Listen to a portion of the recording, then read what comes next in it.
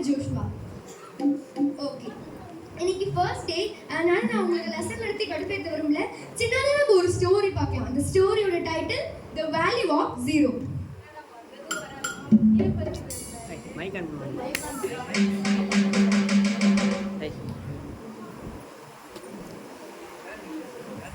என்னடா வந்தது வரமோ முட்டையை பத்தி பேசுறாரு. நம்ம எடுக்கிற பார்க்கே முட்டை தானடா. சரி, என்ன சொல்றாரு பாப்போம். ஓகே, இப்போ நான் ஒரு நம்பர் எழுதுறேன், அது என்னன்னு சொல்லுங்க. What is this? 1000 sir. Okay sir sir எனக்கு தெரியும் 10,000 சார். ஓகே சரி, ஓகே. இப்போ இது என்ன சொல்லுங்க.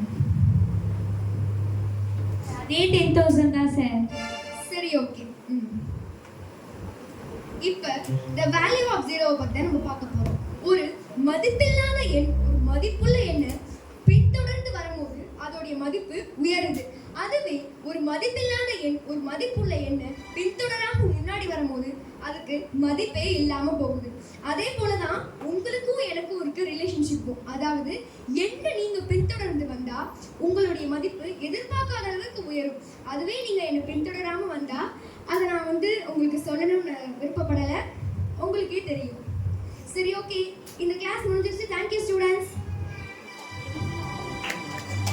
ஆம் தேவ பிள்ளைகளே, இதே போலதான் நாம் பின்தொடரும் ஆசிரியர் இயேசுவாக இருந்தால் நம் வாழ்வில் நாம் உயரலாம். நீதிமொழிகள் 8ஆம் அதிகாரம் 32ஆம் வசனம் கூறுகிறது, ஆதலால் பிள்ளைகளே என் செவி கொடுங்கள், என் வழிகளை காத்து நடக்கிறவர்கள் பாக்கியவான்கள் என்ற வசனத்தின்படி கர்த்தர் உங்களை ஆசீர்வதிப்பாராக. ஆமென்.